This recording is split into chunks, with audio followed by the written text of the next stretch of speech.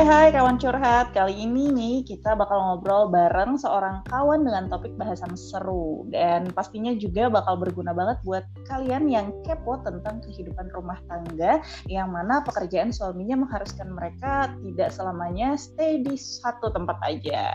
Nah, gimana nih suka dukanya atau mungkin tips-tips pindahan anti ribet yang nanti kita bakal tanyain, dan pastinya juga ini mungkin bisa jadi gambaran ataupun bisa jadi manfaat buat kalian nih para cewek khususnya yang bentar lagi akan nikah sama cowok yang kebetulan pekerjaannya menuntut mereka untuk sering pindah-pindah. Yuk langsung aja kita kenalan sama kawan curhat kita hari ini. Kira-kira siapa ya? Halo Mbak. Halo. Halo. Ini kebetulan nih temen kawan curhat aku hari ini itu namanya Novembri Eta Ayu Riani. Benar gak Mbak? Ayu Ari Ani sih yang benar, tapi it's okay. Sorry. Tapi aku panggilnya boleh Mbak Eta aja ya? Boleh, santai. Oke, Mbak Eta ini seorang istri yang kebetulan harus mengikuti suami yang dalam pekerjaannya selalu pindah-pindah kota nih, sama kayak aku ya Mbak ya? Bener banget. Bisa dibilang nomaden lah ya kita ya Mbak ya? Iya, sama ini sih nomaden dan emang kontrak. Asik, kontrak rumah maksudnya? Iya, bukan membangun rumah ya. Sebelum kita mulai bahasan asiknya nih, aku mau tanya dulu, apa kabar dulu? Sehat-sehat aja kan semuanya, keluarga gimana, Mbaknya gimana? Alhamdulillah sehat semua di sini. Walau lumayan curah hujan lumayan tinggi, tapi alhamdulillah aman. Oke, kegiatan apa nih Mbak di beberapa hari terakhir ini dan beberapa bulan terakhir ini? Karena baru pindah juga ya Mbak ya, baru stay di satu kota nih. Di mana nih kira-kira? Kami baru pindah di kota baru lagi setelah, bukan nama kota baru ya, tapi di kota yang baru lagi. Terakhir memang dari daerah di Jabodetabek, kemudian sekarang dipindah di luar pulau, masuk ke Pulau Kalimantan di Barito Utara. Oke, Barito Utara, tepatnya di Muara Teweh ya Mbak ya, kalau nggak salah. Di Muara Teweh. Duh, gimana nih pengalamannya nih dari ibu kota tiba-tiba pindah ke ya bisa dibilang daerah lah ya, yang pasti nggak ada mall gitu. Ada mall nggak sih di sana? Nggak ada sama sekali. Kalau boleh saya gambarkan sedikit, kota Muara Teweh, kota yang tenang, kota yang asri, kota yang bersih, cukup ini ya menyenangkan buat kami yang tadinya dari kota besar dengan hiruk pikuk kemacetan yang luar biasa. Tiba-tiba di sini yang sama sekali tadinya belum ada Alfamart, belum ada jadi nyebut merek ya. Nggak apa-apa. Di sini santai pokoknya semuanya. Kita ngobrol santai. Boleh sebut merek, siapa tahu nanti masuk kan, alhamdulillah. Gitu ya, siapa tahu ya, amin gitu. Amin. Jadi benar-benar toko ini ya kayaknya penduduk asli, nggak ada lampu merah juga nggak ada loh. Jadi benar-benar iya baru ada beberapa bulan terakhir, mungkin nggak sampai 1 bulan deh kayaknya. Jadi sebelumnya itu tanpa lampu merah, tak ada 1 lampu merah tapi nggak berfungsi. Nah sekarang 1 bulan terakhir ini mulai difungsikan kembali gitu. Jadi anakku yang balita nih baru lihat akhirnya nih, baru aku tunjukin ini loh yang namanya lampu merah. Karena kemarin ada kayak gitu gambarannya. Oke nih, dan ini adalah kota dari kesekian kota yang udah pernah ditinggali gitu ya Mbak ya. Kalau boleh tahu nih, mungkin kawan-kawan curhat kita juga pengen tahu gitu, kira-kira udah berapa kota sih Mbak Eta pindah-pindah gitu ya bareng suami, satu keluarga di Boyong gitu? Kalau pindah kota sih, bentar ngitung dulu. Nggak sampai, baru 5, belum sampai 10 ya, baru 5. Baru 5 itu kebayang rempongnya gimana gitu. Kalau di kota mana aja Mbak kalau boleh tahu Mbak? Kalau kotanya sih pertama kali keluar dari kota asli itu kami langsung ke Palangkaraya. Kemudian setelah itu ke Tangerang, lalu ke Jakarta, Bekasi, dan sekarang Muara Tewe. Cuman kalau dibilang pindah rumahnya itu lebih dari pindah kotanya. Jadi kadang di satu tempat kita bisa pindah rumah lebih dari satu kali gitu. Jadi kebayang karena mungkin agak kurang struck sama satu rumah yang ditempati gitu ya, tiba-tiba ada rumah yang kayaknya lebih mungkin mudah buat mobilisasi, terus juga lebih nyaman juga gitu, jadi terpaksa rumah pindahnya lebih sering daripada pindah kotanya gitu ya Mbak ya, kurang lebih kayaknya. Benar banget, jadi memang kadang kita dituntut untuk pindah dalam waktu yang cepat, jadi kita nggak punya banyak waktu untuk cari rumah yang sesuai ekspektasi. Nah, setelah kita mencoba adaptasi, kemudian mulai nih tahu, oh ternyata lingkungannya seperti ini, oh ternyata nyamannya ada di lingkungan yang di sebelah sini, dan segala itu faktor-faktor yang membuat kayaknya mendingan pindah lagi deh gitu. Padahal walaupun orang lain tuh ngerasa, duh males banget gitu, harus packing lagi, harus bebenah lagi gitu. Tapi bagi saya kalau packing sama bebenah itu udah biasa banget akhirnya lama-lama, karena ya itu tadi, karena terlalu seringnya berpindah rumah. Ya oke, karena juga waktu pindahan kota antar kotanya pun kadang-kadang juga nggak bisa ditebak, dan juga nggak sampai hitungan 5 tahun, apalagi 4 tahun 3 tahun gitu ya Mbak ya?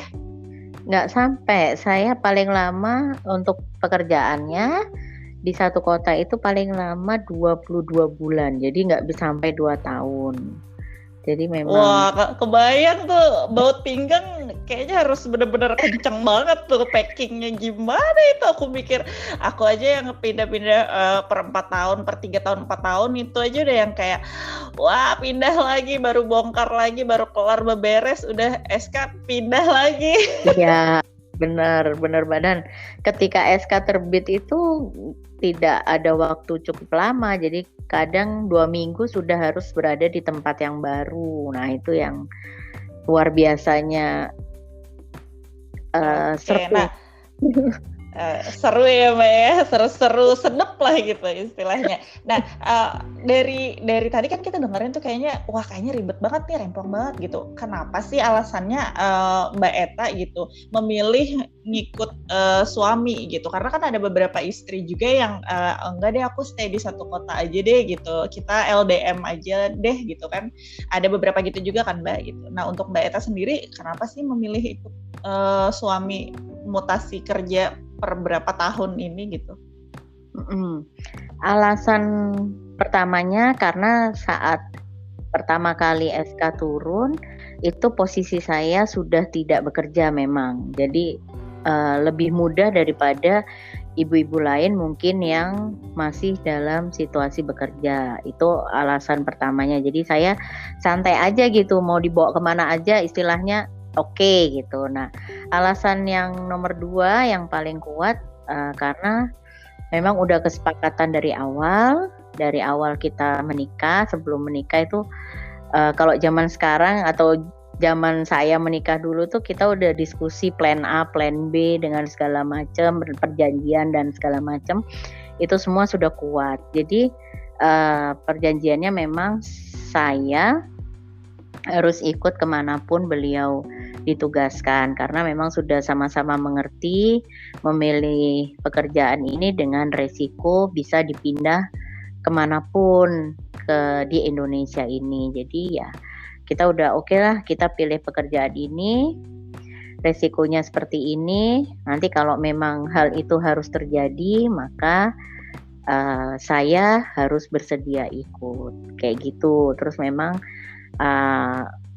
kita udah konsep nanti kalau dan segala macam itu sudah, kita nggak mau nih, bukan mengecilkan ibu-ibu yang lain ya, yang LDM dengan keputusan beliau semua yang ada di luar sana, bukan mengecilkan, mohon maaf. Tapi ini kalau saya dan suami gitu. Jadi sudah punya prinsip kalau nggak ada sejauh ini ya, nggak ada anak-anak masa kecil yang tidak diiringi oleh kedua orang tuanya bersama-sama, karena bikinnya bareng, gedeinnya juga harus bareng. Kira-kira seperti itu. Iya benar. Oke, nah setelah tadi udah ada perjanjian, udah ada obrolan di awal gitu ya. Terus juga apa ya istilahnya susah seneng bareng-bareng gitu. Udah siap konsekuensi apapun yang akan terjadi ke depannya. Pernah galau nggak sih Mbak di perjalanan itu? Pernah takut nggak sih? Atau mungkin sebelum memutuskan meskipun udah udah mantep hati nih gitu, tapi kan pasti ada rasa-rasa galau, takut gitu. Nanti di perantauan gimana nih, jauh dari keluarga, nggak ada temen pula gitu. Terus asing juga kan, kota-kotanya juga nggak selalu kota yang aksesnya gampang dan fasilitasnya juga bagus gitu, mendukung gitu. Pernah takut dan galau, ada perasaan gitu nggak sih Mbak? Kalau saya pribadi sih nggak ada, karena itu tadi, karena saya tuh kayak udah hidup mati pasrah gitu loh sama suami gitu. Jadi kayak udah selama ada suami tuh saya merasa aman dan nyaman gitu. Jadi kecuali kalau memang saya harus pergi sendiri ke suatu tempat tanpa beliau, nah mungkin akan berbeda jatuhnya. Tapi karena ini sama-sama selalu, bahkan nggak pernah ya saya berada pada posisi saya ditinggal dulu nih, suami duluan ke satu kota, kemudian nanti saya nyusul, itu nggak pernah. Jadi kita tuh selalu bersama-sama. Jadi begitu suami harus pindah hari ini misalnya, maka saya pun akan ikut hari itu juga gitu. Jadi kenapa? Karena ya itu tadi, karena udah nyaman ya, udah klop banget. Jadi kayak udah tenang aja gitu, dimana kalau berdua ya udah gitu, apapun yang terjadi insya Allah bisa kita lalui bersama-sama gitu sih kalau aku. Jadi nggak ada tuh perasaan kekhawatiran atau gimana nanti ya, soalnya ada gandengannya gitu, ada temennya gitu. Asik. Udah berasa kayak aman banget gitu ya, karena udah ketemu sama orang yang pas juga, udah klik juga, solid juga ya Mbak ya. Jadi kayak udah oke, nggak apa-apa deh ke ujung dunia aku ikut deh asal sama kamu aja. Kayak ada ada sesi romantis tapi versi pindah-pindah gitu nggak sih Mbak? Iya, soalnya saya juga yakin ya, sebelum kita pindah kan kita masih tetap ada kesempatan untuk baru nikah itu tetap stay di satu tempat, itu cukup kurang lebih 3 tahun di kota asal itu. Jadi adaptasi di awal menikah itu tidak terlalu sulit karena kita tidak dibarengi dengan berpindah. Jadi kita ada waktu untuk adaptasi dalam pernikahan. Kemudian saya juga melihat bagaimana keseharian. Oh, ini termasuk laki-laki yang family man, terus mau nih bantuin ngurus anak, masak dan segala macam, itu mau. Nah, dari situ tuh muncul nih keberanian kalau oke deh, kalau saya merantau saya bisa nih sama orang ini, caranya tuh seperti itu. Jadi nggak khawatir nanti nggak ada keluarga yang gimana nih kalau saya sendirian di sana nggak ada yang bantuin, nggak, karena ya itu tadi sudah dilihat dulu sosok pendamping kita ini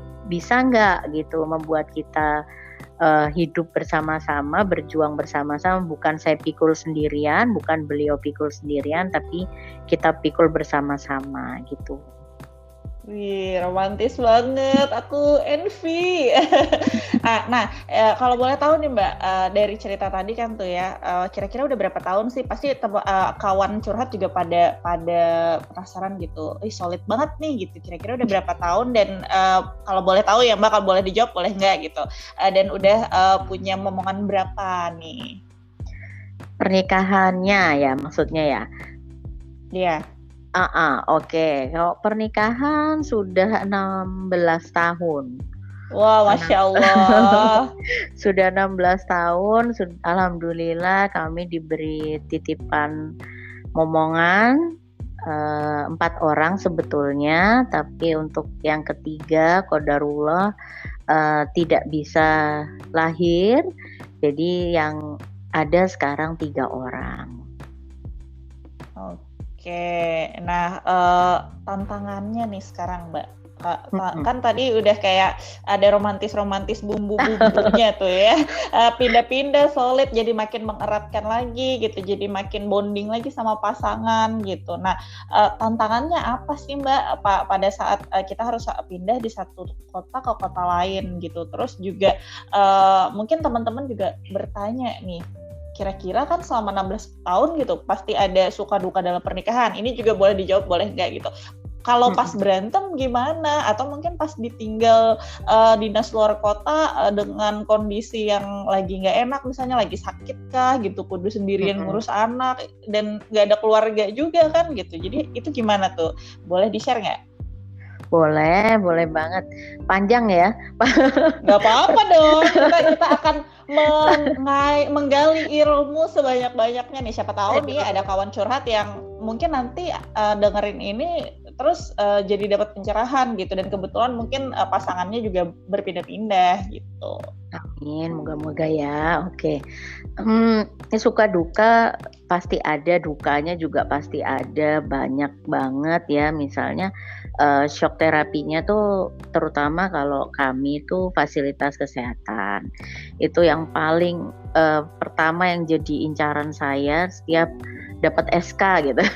Setiap dapat SK pindah tuh langsung wah vaskesnya ada apa gitu. Saya langsung browsing, itu yang pertama. Setelah itu saya mengikuti perpindahan tuh karena harus pindah vaskes dan lain-lain, itu udah saya persiapkan jauh sebelumnya. Kedua adalah masalah sekolahan. Nah, itu duka yang suka duka luar biasa tuh, pernak-pernik yang lucu, seru, lumayan menguras emosi juga kadang-kadang dan menguras kantong. Jadi perpindahan anak sekolah itu luar biasa. Jadi anak saya kan 3.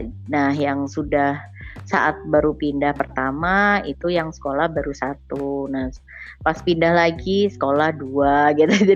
Jadi udah mulai ngurus. Wah, pertama nyari sekolah 1 aja tuh udah pusing, ini nyari 2. Jadi anak saya yang pertama itu pindah SD-nya itu sampai 4 kali. SD saja. 4 kali. 4 kali. SD jadi 4 kali. Aku sebentar nih Mbak, mohon maaf aku skip dulu ya. 4 kali itu bayar uang pakalnya, mohon maaf. Bagaimana itu? Pasti ibu-ibu pada pikir langsung, 4 kali? Seriusan? Iya, beneran. Jadi memang kala itu memang lumayan ya, apalagi saya dan bapak punya prinsip kuat untuk menyekolahkan di sekolah Islam dengan harapan untuk basic agama. Jadi mulai dari kecil sampai besar itu pinginnya seperti itu nih gitu. Nah, akhirnya ya lumayan ada lumayan nominal yang harus kita keluarkan, beda dengan sekolah yang mendapatkan subsidi dari pemerintah. Nah itu. Jadi kalau lumayannya bikin nangis sih Mbak. karena pernah nih gitu pengalaman, kita baru bayar nih ya, baru kelas 1 waktu itu kakak baru daftar gitu, baru karena sekolah swasta ya, jadi harus lunas segala macam, harus itu baru boleh masuk kan gitu. Akhirnya masuk tuh, baru sekolah berapa minggu SK keluar. Jadi memang kayak kayak langsung gitu, kenapa nggak dari kemarin sih keluarnya. Ada berasa perih tapi nggak berdarah gitu sih Mbak. Ya, bener banget. Jadi memang itu, terus kala itu juga belum ada support ya dari luar gitu. Jadi benar-benar kita keluarkan sendiri nih biayanya. Nah, itu lumayan gitu. Jadi benar-benar wow, ini akhirnya baru akhir-akhirnya mulai ini ada support gitu. Jadi alhamdulillah lumayan memperingan. Walaupun memang lebih mudah sih kalau saran teman-teman yang sudah lebih berpengalaman pindah-pindah itu sekolah di negeri aja nih gitu, biar nggak terlalu berat gitu. Tapi kan tiap orang punya ini ya, punya prinsip yang berbeda-beda. Nah itu, jadi ya oke lah nggak apa-apa nih meskipun kita nggak bisa bangun rumah kasarannya, tapi kita bangun sekolah insya Allah. Jadi saya bangun di beberapa sekolah-sekolah yang sudah kita daftar itu tadi, kita sih mikirnya gitu aja. Biar bikin lempengnya biar nggak terlalu berat gitu ya Mbak ya. Iya, terus dinikmatin aja mengingat ada hasil, alhamdulillah ada hasil yang melihat anak-anak, perkembangan anak-anak gitu kan, pasti kita juga oh ya Allah ini hasilnya petikannya seperti ini. Jadi kalau saya boleh cerita sedikit, untuk anak saya yang pertama yang tadi sekolah SD-nya saja pindahnya 4 kali, itu menghasilkan sosok individu yang unik, yang berbeda daripada yang lain. Kalau saya pelajari lebih dalam, itu ada faktor berpindah-pindah. Jadi memang faktor berpindah-pindah ini akan menghasilkan sosok yang memang luar biasa juga gitu dibandingkan anak-anak yang lain. Jadi ada plusnya, pasti juga ada minusnya. Nah, tapi kita lihat kalau saya sama suami selalu memandang yang positif. Jadi wah ini alhamdulillah ternyata hasilnya tuh seperti ini gitu. Setelah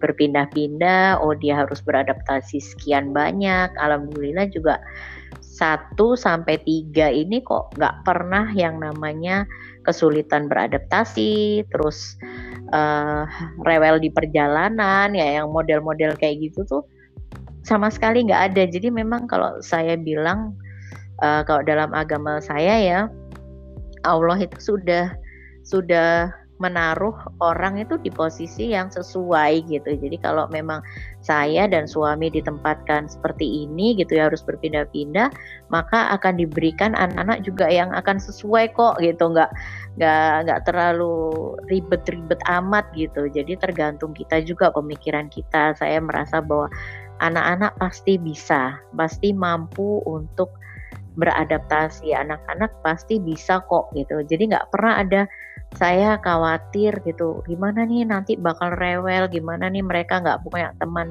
itu nggak pernah jauh-jauh dari pikiran saya. Jadi kenyataannya pun juga akan sama seperti itu, alhamdulillah. Jadi mereka lancar-lancar aja, adaptasi di tempat baru, aman-aman aja, enjoy. Walaupun memang tidak terlalu heboh seperti teman-teman yang lain, karena mereka sudah punya sahabat dari kecil yang ada di sekolah itu pasti kan beda ya pertemanannya. Iya, benar-benar. Anak yang baru gitu, tapi tidak ada kesulitan untuk mengikuti pembelajaran, juga tidak ada kesulitan. Jadi saya lihat oh kayak gini caranya, oh ternyata bisa loh gitu, anak-anak tuh bisa kok, tapi tergantung orang tuanya bersikap dan berpikir gitu aja sih. Iya, keren sih, bener juga sih. Karena kan anak-anak itu kan cerminan dari orang tuanya. Mungkin karena anak-anak Mbak Eta dan suami juga ngelihat nih perjuangan ayah ibunya nih ya, udah sangat-sangat luar biasa, capek capek pindah-pindah gitu, capek adaptasi juga, karena kan kita juga orang dewasa pasti adaptasi gitu. Dan pastikan juga anak-anak nih punya istilahnya sosok yang mereka lihat juga, pasti dari orang tuanya juga yang berjuang Masya Allah gitu ya, di tengah pindah-pindah yang sangat riwah ini gitu, dan usaha buat adaptasi sebagai orang dewasa juga. Jadi mungkin contohnya udah ada, mereka tinggal oh ternyata nggak apa-apa kok, baik-baik aja kayak gitu ya. Dan benar nggak sih Mbak, kalau aku lihat dari anak-anakku sih jadi kayak lebih dewasa daripada teman-teman lainnya gitu sikapnya. Gitu juga nggak sih Mbak? Iya, karena apa ya? Mungkin karena kita sudah membangun komunikasi gitu secara demokrasi ke anak-anak. Jadi dari awal ketika pertama kali mau pindah, itu sudah kita ajak diskusi bersama-sama bahwa harus ada langkah yang harus dipilih, kemudian konsekuensinya seperti ini, apakah adik mau, saat itu masih adik ya, masih satu. Adik mau nggak nih mengambil langkah seperti ini, mau tetap bersama mama dan papa atau dia punya pendapat yang berbeda. Dan alhamdulillah anak-anak tiga-tiganya selalu memilih ikut apapun konsekuensinya, dan konsekuensi itu selalu kami sampaikan di awal. Jadi ketika mereka nih, namanya anak-anak ya, sama seperti orang dewasa juga, setelah berada di satu wilayah atau di satu tempat gitu, ternyata tiba-tiba aduh kok kayak gini ya, nggak seru nih atau gimana gitu, ada komplain-komplain kecil itu nggak bisa dipungkiri masih ada, tapi kita akan selalu bicara lagi bersama-sama. Coba diingat lagi nih, waktu itu kan sudah diberi pilihan, apakah mau ikut atau ada pilihan yang lain, dan adik kan atau kakak memilih sendiri gitu, tidak pernah ada paksaan dari mama dan papa, itu selalu kami sampaikan. Jadi kalau anak-anak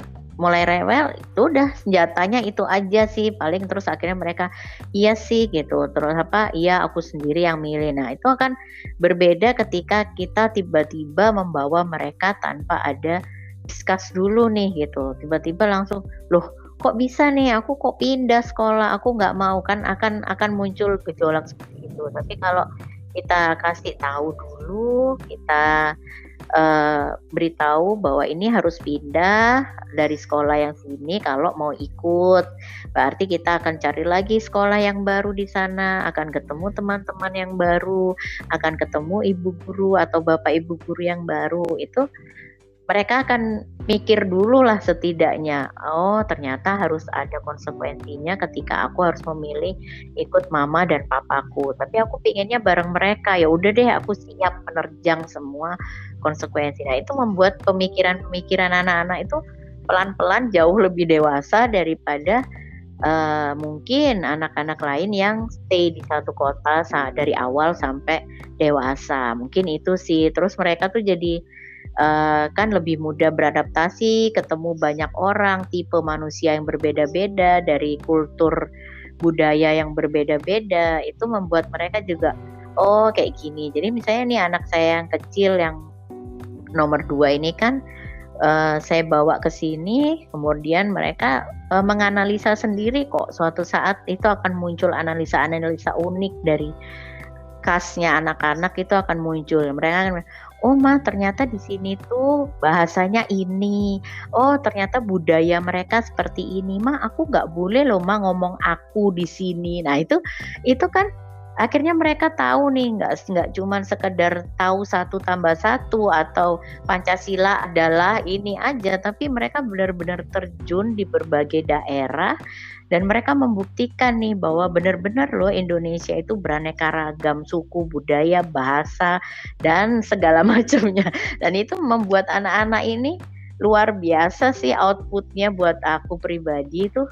Ternyata kayak gini ya, ketika mereka sekarang si kakak itu mondok di satu kota, itu kelihatan banget, oh ternyata dia udah tinggal, nggak perlu nih harus nangis atau seperti anak-anak lain perlu adaptasi cukup lama, nggak perlu, karena dia udah terbiasa kok. Aku udah biasa ketemu orang Kalimantan, aku udah terbiasa ketemu orang Jakarta, aku biasa ketemu orang Jawa, aku biasa ketemu orang Timur. Nah itu udah biasa buat dia. Jadi ketika ketemu teman-teman di pondok kan beraneka macam nih gitu, bakal datang dari macam-macam daerah. Nah itu sama kayak ketika mereka tinggal pindah, oh aku pindah ke sini, oh aku lagi ngomong sama anak yang dari timur, jadi udah santai aja, udah yang ketika dia juga harus menghadapi yang di bawah usia sama usia lebih dewasa, itu akan jauh-jauh perbedaannya.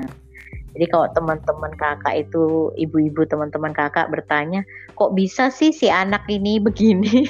Saya paling cuma bisa jawab, kayaknya sih karena faktor berpindah-pindah tempat. Nah, jadi saya menyimpulkannya seperti itu, walaupun saya belum pernah nih konsultasi resmi gitu ya ke psikolog atau psikiater tentang tumbuh kembang anak-anak, tapi setidaknya dari pendapat sekitar, kemudian melihat perkembangan, itu saya bisa menyimpulkan kayak gitu. gitu. Oke, wah keren nih, jadi dapat input lagi nih. Ternyata kalau kita akan membawa anak kecil atau mungkin anak-anak yang akan pastinya juga ada kemungkinan kesulitan dalam beradaptasi gitu ya. Dikasih input sama Mbak Eta kalau kita harus ajak diskusi dulu nih di depannya, ajak ngobrol dulu biar istilahnya dia punya kejelasan dan gambaran juga kali ya Mbak ya tentang kotanya, tentang mungkin nanti di sana bagaimana gitu. Nah, tadi kan ada sedikit sukanya juga dan beberapa kedukaan dalam berpindah-pindah serta kerempongannya tersendiri gitu. Nah, yang paling rempong deh nih Mbak, aku pengen tahu nih ya, seberapa sulit sih pindahan dalam kurun waktu yang sedikit berdekatan sih kalau aku bilang ya, karena kan nggak lebih dari 5 tahun itu kan bagi beberapa orang agak menyulitkan gitu. Terlebih nih boyong satu keluarga gitu. Itu sama barang-barangnya juga kah atau gimana nih? Seberapa sulit, Mbak? Tergantung kotanya. Jadi kalau misalnya masih dalam satu pulau, itu lebih mudah daripada harus berpindah pulau gitu. Untuk mulai dari cara kita packing, itu semua kita sesuaikan. Jadi kalau pengalaman saya sih seperti itu. Jadi ini sih gitu. Jadi makanya saya pernah nyeletuk nih sama kakak, sama anak saya yang pertama gitu. Karena keahlian dia untuk packing gitu, saya pernah nyeletuk, Kak, kayaknya kamu gede bisa nih buka usaha ekspedisi. Karena apa? Karena rapi banget ya. Iya, karena kita akhirnya tahu, gimana sih bahasa Indonesianya, mencoba mencari celah supaya barang ini aman, nyaman, dan secara timbangan itu proporsional. Jadi nggak cuma dihitung volume, tapi juga sama beratnya juga pas gitu. Jadi nggak rugi nih gitu. Nah itu semua kita pelajari ya itu tadi dari pengalaman gitu. Ibarat orang dagang ya dagang dulu maka kita akan tahu nih gitu untung rugi dan segala macamnya. Sama dengan ini gitu loh. Jadi untuk packing terus ekspedisi mana saja nih yang nyaman dan aman, itu sejauh ini pengalaman yang sudah kita lakukan kayak gini. Nah itu akhirnya muncul juga nih gitu, terus persiapan apa saja. Jadi saya paling cuman info ke anak-anak kalau begitu ada SK nih resmi udah turun gitu ya, saya akan bilang akan adain rapat. Kok saya tuh di rumah nggak cuma di kantor ya bapak itu rapat, tapi di rumah juga ada istilah yang namanya rapat. Jadi kita udah biasa tuh, misalnya siang gini, saya akan info ke suami misalnya, Pak, aku butuh waktu nanti malam ngobrol nih, kita rapat sama anak-anak tentang ini. Oke gitu. Biasa kan WhatsApp dulu atau apa gitu. Terus nanti malam sore gitu saya akan sounding ke anak-anak. Kak, adik, nanti malam mama sama papa mau ajak diskusi ya, kita rapat bareng-bareng. Itu muncul gitu loh, istilah itu muncul di keluarga kami.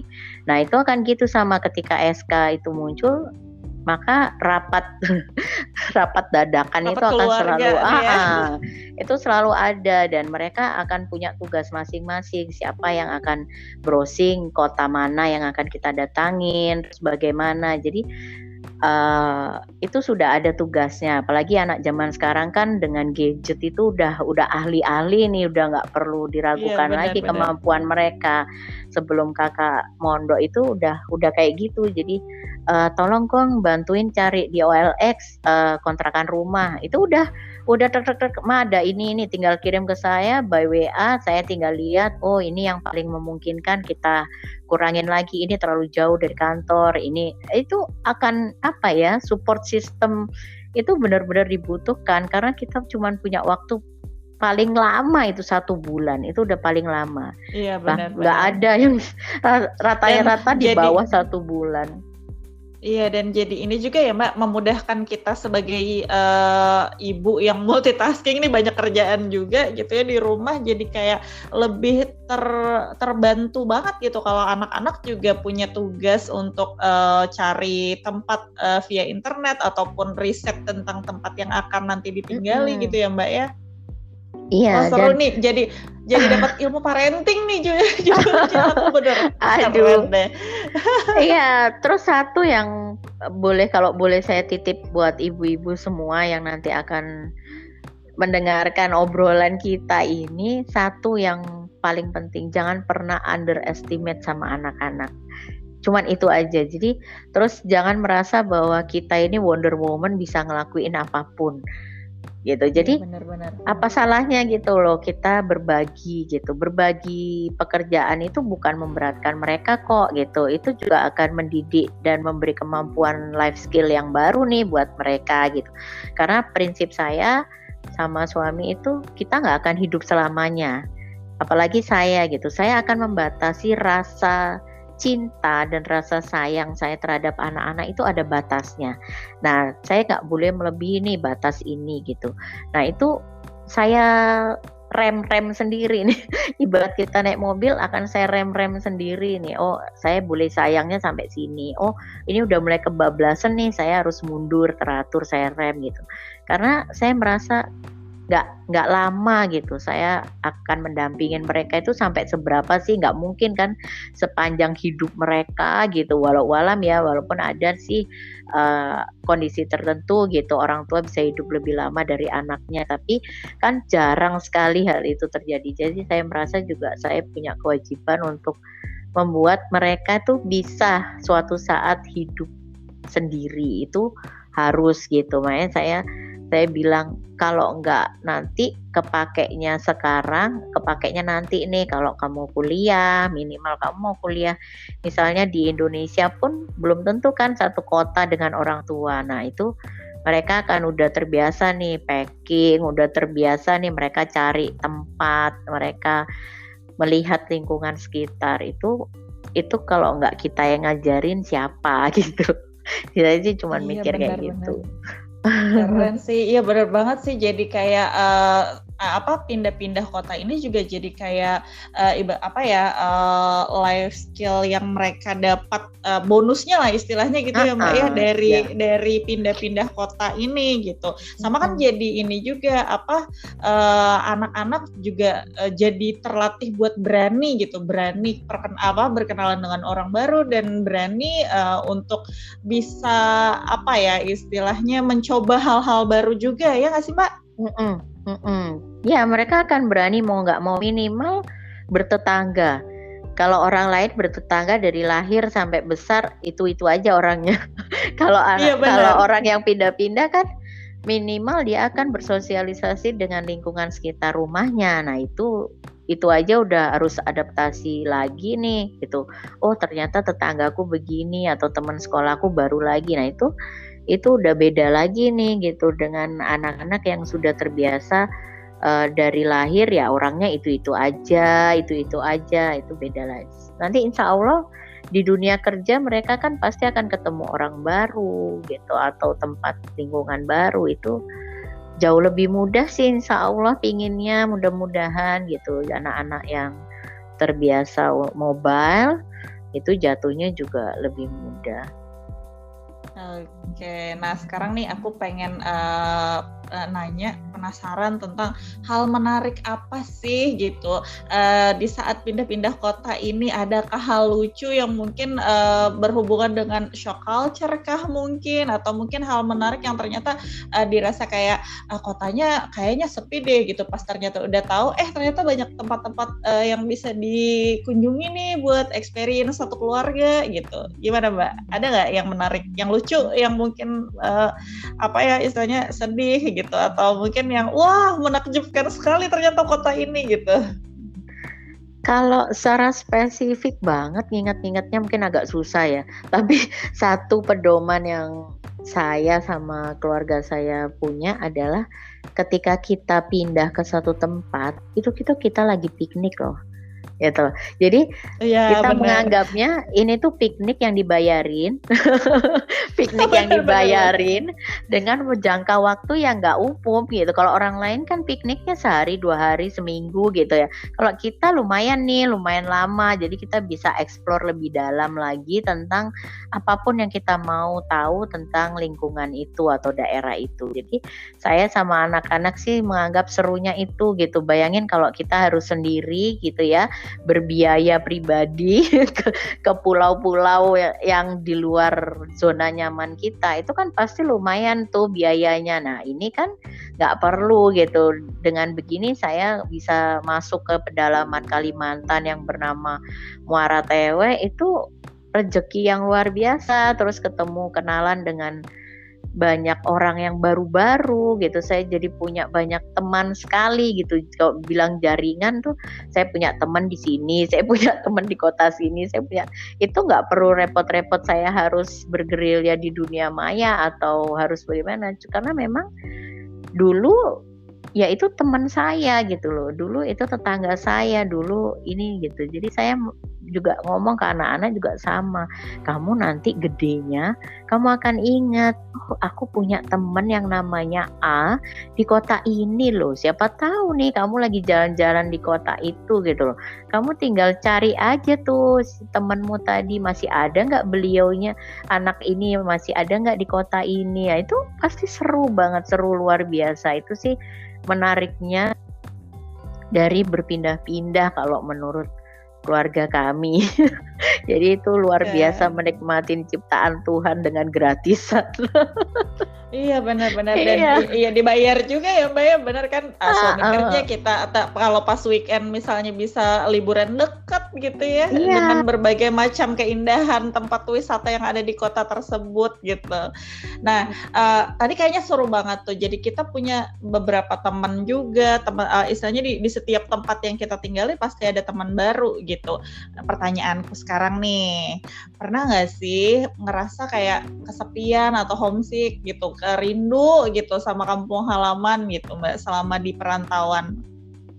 Pasti kalau itu nggak bisa dihilangkan 100% ya, namanya kangen sama keluarga. Apalagi sekarang gara-gara pandemi kemarin, akhirnya kan habit yang sudah dibangun, misalnya kayak hari raya kita kumpul dengan keluarga besar, itu kan kemarin sempet nih nggak bisa gitu. Nah itu lumayan banget gitu loh, ngaruhnya gitu. Biasanya hari raya kita tuh mudik pulang ke kampung halaman untuk sungkem sama orang tua, itu yang nggak bisa gitu. Buat anak perantauan tuh nyesek luar biasa sih itu gitu. Jadi satu-satunya harapan untuk bisa mudik, bisa bersilaturahmi, bisa maaf-maafan itu kan di Lebaran. Itu kemarin gara-gara pandemi jadi nggak bisa.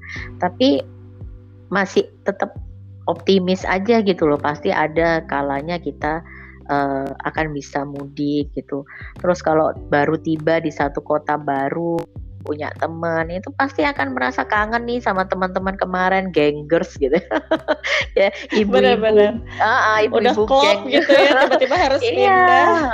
itu pasti sih, pasti ada kala-kala itu. Terus kita belum ketemu teman-teman yang klik di tempat baru, itu pasti sih kerasa kesepian, kerasa merindukan teman-teman, merindukan keluarga besar, apalagi orang tua, itu pasti ya, pasti ada. Cuman ya disyukuri aja, dijalani, insya Allah nanti akan ada kesempatan ketemu dengan mereka lagi sih, pinginnya sih gitu. Wah, mantep banget nih. Aku punya banyak input hari ini dan pastinya juga kawan curhat yang dengerin hari ini jadi kayak, oh gitu, oh ternyata gitu, manggut-manggut gitu Mbak kayaknya kalau sambil denger kali ya. Dan nggak kerasa nih Mbak udah 45 menit loh kita ngobrol. 45 menit tuh, iya menarik banget dan aku pengen panjang lagi sih sebenarnya, tapi kayaknya bakal menyita waktunya Mbak Eta banyak dan ini deh, terakhir deh ya aku pengen nanya gitu. Ini kata kuncinya sebenarnya. Pesan apa nih kira-kira buat kawan curhat ku yang dengerin podcast kita, entah dimanapun dia berada, dan mungkin dia sekarang lagi kayak kebingungan gitu. Ini harus gimana ya kalau pindah-pindah, atau mungkin galau pindah nggak ya gitu. Pengen tahu deh banyak dukanya apa sukanya gitu. Nah, kira-kira pesan apa buat kawan curhat yang akan dan sedang menjalani pengalaman jadi nomaden ya, pindah-pindah dari satu kota ke kota lainnya, dan mungkin bisa juga kasih tips pindahan yang simple, praktis gitu, walaupun ya sebenarnya nggak ada yang simple dan praktis gitu ya, cuman setidaknya dari Mbak Eta nih yang udah 5 kali, katanya dengan tanda kutip cuman 5 kali pindah-pindah gitu. Itu banyak banget itu, kalau aku sih udah wow, rempongnya kebayang gitu. Nah, apa Mbak pesannya nih Mbak terakhir?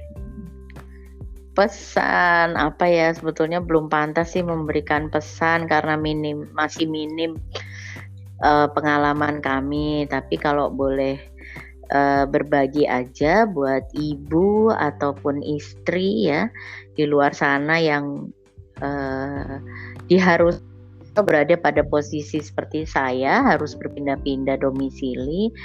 Yang pertama sih enjoy, menikmati hidup ya, enjoy aja, disyukurin aja, dan percayalah tempat kita berdiri pasti ada kok Allah di situ, ada Tuhan yang akan menyertai kita. Jadi apapun itu sudah sesuai dengan porsi yang kita mampu. Jadi jangan pernah underestimate kepada diri kita sendiri, kepada anak-anak, kepada lingkungan, itu jangan pernah. Jadi jangan merasa nanti aku akan dipindah ke tempat yang terpencil nih gitu, nggak bakal ada siapa-siapa di sana, aku akan seperti apa gitu.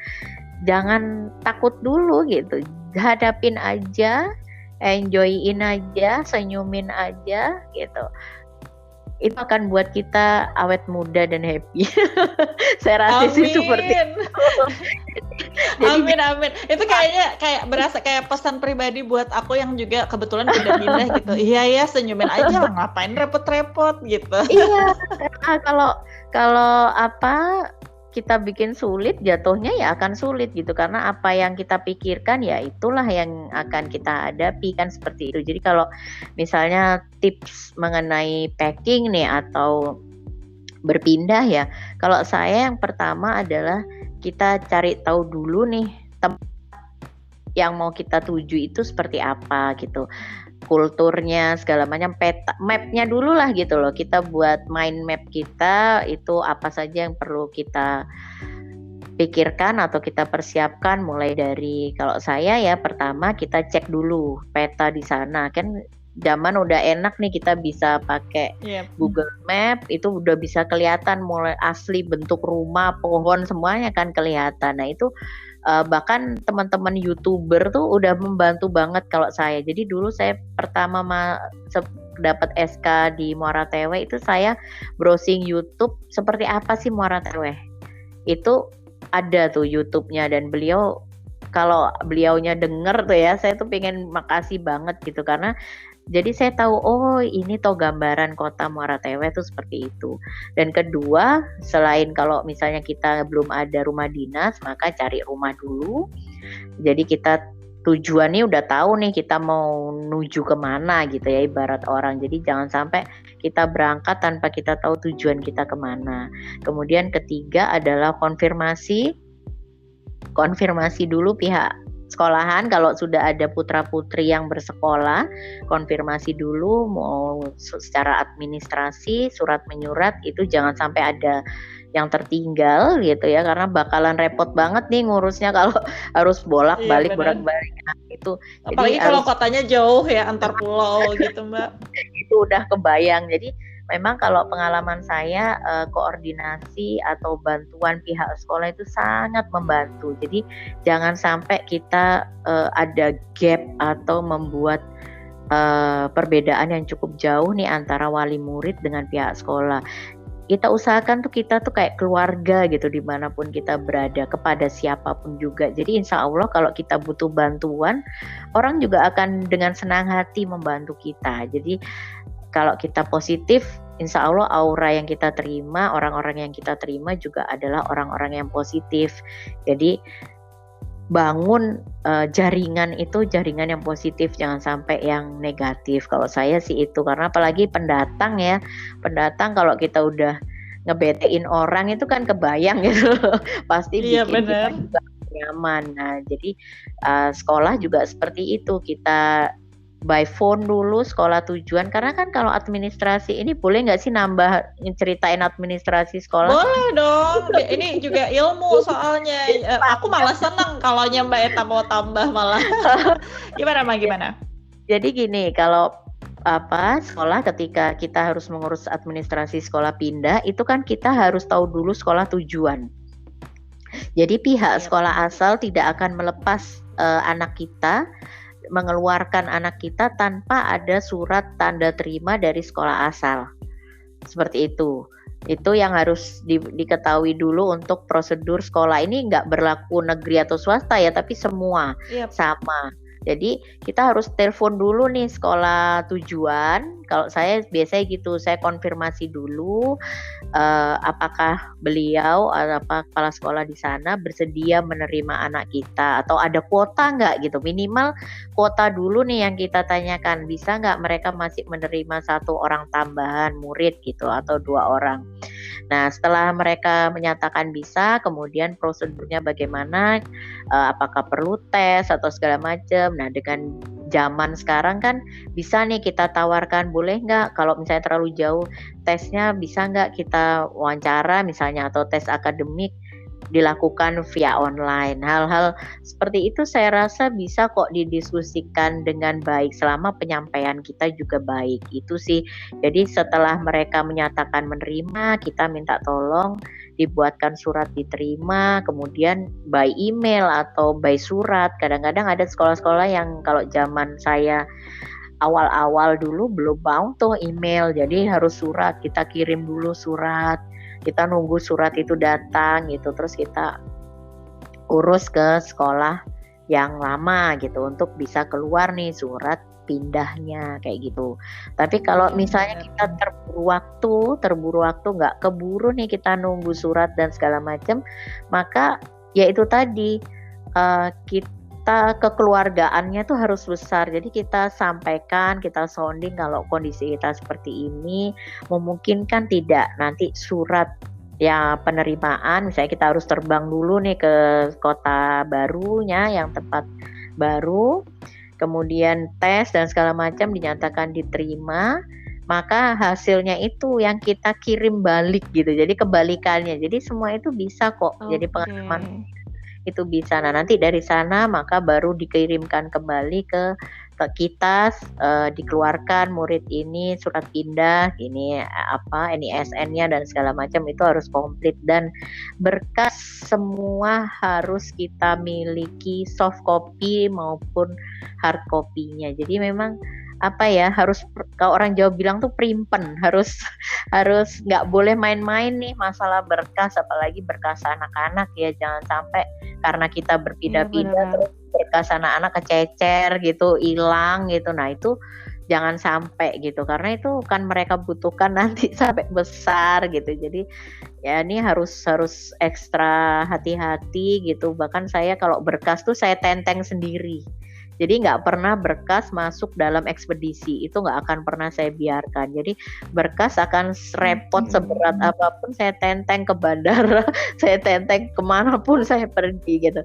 Karena saya paling takut tuh kehilangan namanya rapot, ijazah dan sertifikat lain-lain itu pasti susah sekali tuh kalau ngurus lagi gitu, ngurus kehilangan dan benar.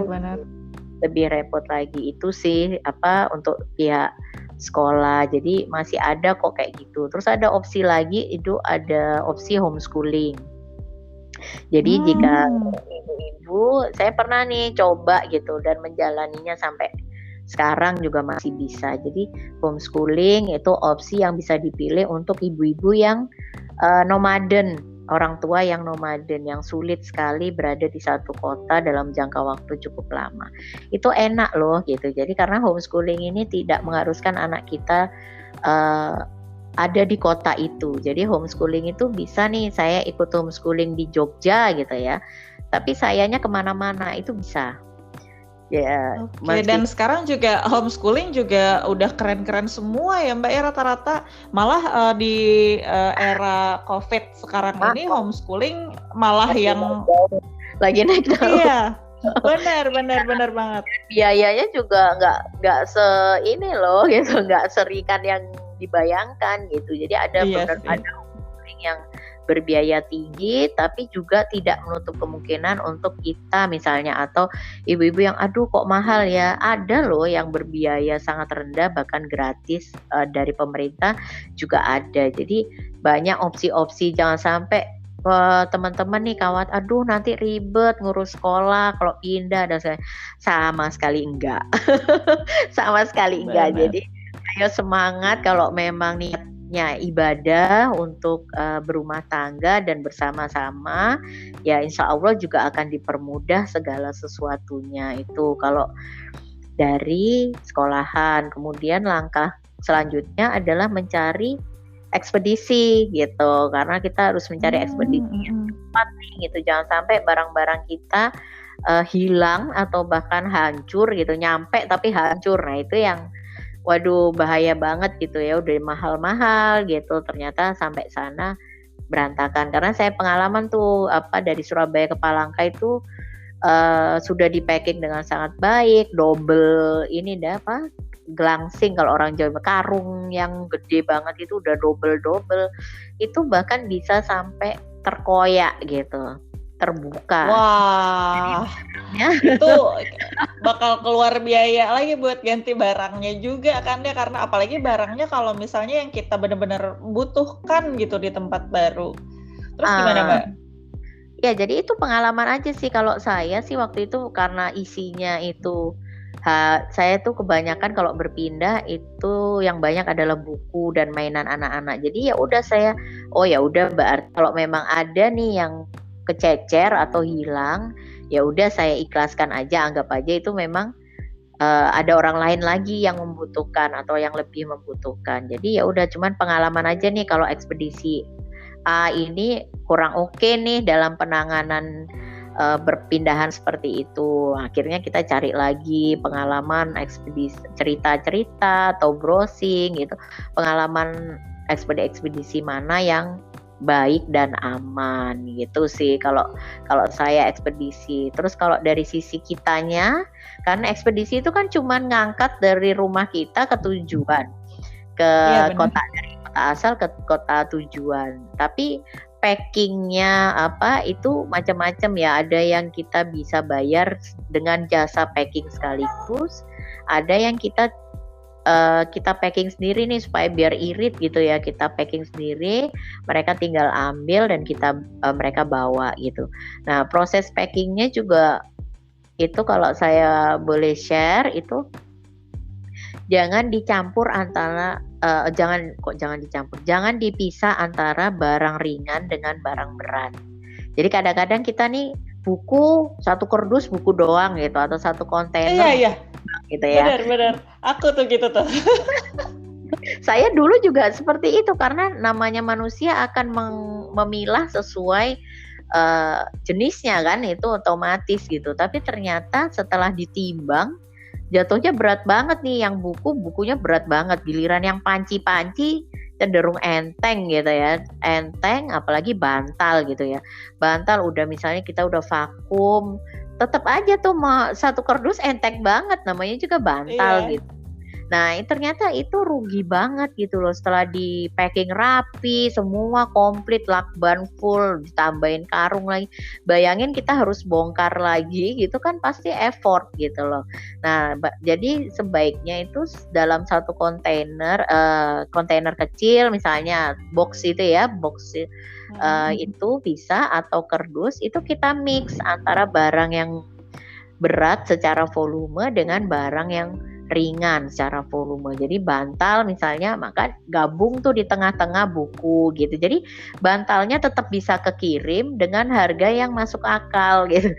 Karena saya pernah bantal nggak jadi kekirim gara-gara harganya melebihi harga yang sewajarnya gitu. Nah itu ternyata jadi saya kena volume kan, hitungannya volume yang dihitungnya.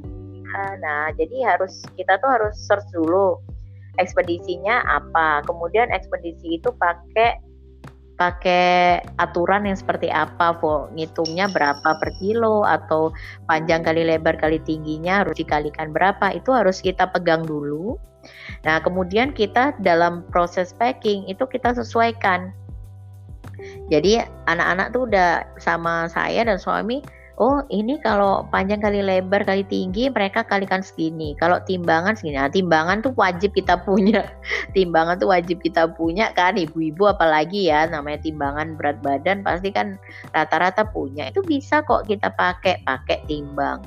Terus kita ukur panjang kali lebar kali tingginya, masuk akal nggak nih dengan harga kilogramnya biasa gitu. Kalau sudah masuk akal ya udah, berarti paket yang ini lolos, baru kita wrap, kita packing yang rapi. Jadi memang jangan sampai kita karena nafsu kita masukin cepetan masukin, tapi nggak mikir nih gitu, apakah ini beratnya akan sesuai gitu dengan biaya yang akan kita keluarkan. Jadi paling itu sih. Terus yang bisa dibawa by pesawat lebih baik dibawa gitu, jangan sampai semua nih pakai ekspedisi tapi jatuhnya rugi banget nih gitu. Kalau memang kita orangnya banyak, kayak saya kan pasukannya cukup banyak, 5 orang gitu ya.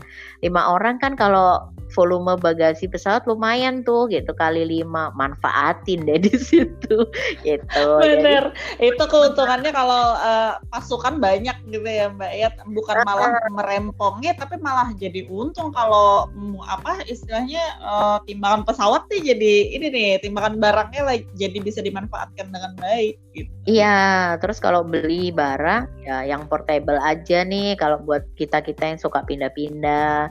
Terus kayak alat-alat olahraga lebih baik dibawa di pesawat karena tapi maskapai apakah akan tetap aturannya tiap tahun juga ini perlu kita cek ya. Kalau alat olahraga maskapai tertentu kan gratis.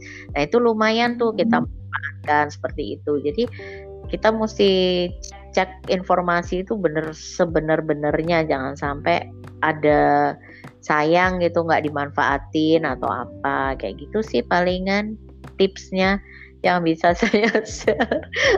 Oh ini sih ilmu banget gitu. Jadi oh iya aku tuh kalau packing buku mah buku, bantal mah bantal gitu ya. Iya. Yang mana perkakas masak ya satu kontainer gitu, satu box apa gitu. Jadi pas dipikir kan pindah gampang nih, nanti cari ini tinggal lihat list di luar kotaknya aja. Nggak taunya kalau pindah luar pulau malah jatuhnya kena volume ya kan, mahal ya. Kecuali kalau ibu-ibu berkenan pakai satu truk kontainer itu. Oh iya, yang buat angkutan satu truk itu ya. Satu truk itu kita sewa full untuk barang kita. Nah kalau itu mah nggak usah mikir ya, semua masukin aja ke. Cuman paling mikir ininya kalau antar pulau ya Mbak ya, mungkin akan makan waktu lama dalam pengirimannya juga ya. Sama aja sih kalau ekspedisi, iya. Karena kalau ekspedisi yang lain pun juga lama sama. Jadi nggak ada ekspedisi antar pulau tuh yang, kecuali kita pakai yang kayak depannya J itu ya. Itu kan memang hitungannya harian ya, tapi harganya wow gitu, luar biasa. Nah kita kan nggak mungkin pakai harga itu, kita harus pakai harga ekspedisi yang apa sih istilahnya, kok tiba-tiba lupa, itu benar-benar kargo. Jadi ya, harga per kilo, tapi udah ada harga khusus untuk pengiriman dalam jumlah besar, itu akan lebih menguntungkan. Tapi ya waktunya akan lebih lama daripada ekspedisi yang hitungannya 3 hari 4 hari gitu. Kalau ke Muara Tewe kayaknya nggak ada yang secepat itu, meskipun GJ tadi gitu ya, yang hitungannya cuma sekilo pun nggak akan bisa nyampe dalam waktu cepat kayak gitu. Jadi ya tergantung wilayah mana gitu. Terus kalau masih dalam satu pulau, kalau saya sih lebih mending sewa itu tadi, sewa truk kontainer atau pickup atau mobil box itu tercover tuh udah semuanya, kita udah nggak mikir takut rusak di jalan atau segala macam, itu lebih aman kalau masih dalam satu pulau. Tapi kalau udah keluar pulau, kecuali kalau kita kirim mobil atau kendaraan bermotor, itu beda lagi. Jadi boleh nih ada opsi kirim mobil pakai kontainer, tapi ya itu tadi asuransinya nggak ada. Jadi itu harus benar-benar dipertimbangkan sih kalau bawa kendaraan dan lain-lain. Wow, lumayan. Lumayan iya. Banget saya pengalaman tuh dari Palangka balik ke Jawa ke Tangerang itu bawa mobil. Wow. Udah nyampenya lama gitu ya, dan biayanya juga gede banget. Jadi ya itu pilihan sih, silahkan dipilih. Tapi pesan saya itu kalau bisa, kalau mobil atau nilai barangnya cukup besar, ada asuransi atau kita menggunakan ekspedisi yang terpercaya. Misalnya kayak dari ekspedisi yang udah biasa kirim kendaraan, jangan coba-coba gitu aja, karena takutnya ada apa-apa di jalan kan, aduh serem banget. Iya benar banget sih. Jadi banyak ilmu lagi nih dari tips dan pesan-pesan dari Mbak Eta. Ini mah bukan cuman sharing, tapi berbagi ilmu yang penting banget juga, terutama buat aku sih ya yang juga pindah-pindah. Nah, oke deh Mbak, udah 1 jam nggak kerasa, seru banget. Kalau bisa dipanjangin lagi, dan aku pengen nanti kapan-kapan kita sharing lagi tentang gimana Mbak Eta mungkin tips parentingnya atau sharing bonding sama anak-anak. Mungkin nanti kita ngobrol lagi, mau nggak sih Mbak? Mau aja. Mohon maaf loh, ini lebih jatah 45 menit. Enggak dong, nggak ada jatah sebenarnya, cuman aku tadi aja yang nggak ada jatah, mau 2 jam mah hayu gitu. Cuman tadi 45 menit Mbak Eta nih sibuk nggak ya gitu, karena aku tahu juga kan nanti malam mengajar juga gitu kan, bareng sama teman-teman lucu. Ya kan Mbak, apa nama klubnya Mbak, boleh disebutin nih nama klubnya apa? Mungkin nanti teman-teman ada yang mau join, karena Mbak Eta juga owner atau pendiri dari sebuah klub matematika ya Mbak ya, boleh disebutin deh Mbak. Nama klubnya sih Fun Math Club. Memberikan namanya fun karena saya pinginnya anak-anak, atau saya nyebutnya sih teman-teman ya, meskipun usia saya luar biasa dekat dengan mereka, tapi saya tetap pingin manggil mereka itu teman, karena dengan harapan sih mereka nganggap saya juga sama teman. Jadi mereka nggak takut nih kalau mau curhat, mau nanya yang berhubungan dengan matematika, itu nggak ada gap di antara kita. Jadi santai aja. Terus ini klubnya juga bisa dibilang termasuk nggak ya? Buat saya ini klub sosial gitu. Karena apa? Karena tidak ada pungutan biaya yang mengikat. Jadi hanya range Rp0 sampai Rp25.000 aja per bulan. Dan itu anak-anak bebas mau ikut tiap hari boleh, mau ikut tiap hari itu, karena tiap hari itu levelnya beda-beda, level kelasnya gitu ya. Jadi tapi kalau buat teman-teman nih, misalnya ada teman-teman kelas 6 gitu yang lupa nih sama pelajaran-pelajaran matematika kelas 1, kelas 2, kelas 3, kelas 4, dan mereka mau ngulang lagi atau mereka mau menggali lagi lebih dalam, itu bebas gitu. Jadi saya memang bebaskan siapa saja teman-teman yang mau ikut, itu boleh banget, karena niatnya memang hanya berbagi aja, nggak ada niatan yang lain. Wah seru nih, nanti teman-teman yang pengen tahu dan penasaran, aku boleh taruh Instagramnya gitu ya Mbak ya, boleh ya di deskripsi podcastku nanti gitu. Boleh ya Mbak ya. Oke. Nah udah 1 jam kita ngobrol, nanti kita kapan-kapan bakal ngobrol bareng lagi, ngajakin Mbak Eta lagi, cerita-cerita, ngobrol apapun ya, yang pastinya bakal bermanfaat buat kawan curhat nih. Terima kasih buat Mbak Eta, mohon maaf kalau semisal ada kata-kata yang kurang berkenan dari aku gitu, atau mungkin pertanyaan-pertanyaan yang kayaknya wah menyebalkan gitu. Terima kasih juga buat waktunya dan kesempatannya hari ini. Sama-sama, saya juga mohon maaf ya kalau ada salah-salah kata. Mudah-mudahan sharing saya tidak bermaksud untuk menggurui, hanya sekedar berbagi aja pengalaman. Terima kasih. Terima kasih. Sampai jumpa di lain kesempatan lagi ya Mbak. Makasih banyak. Iya, sama-sama.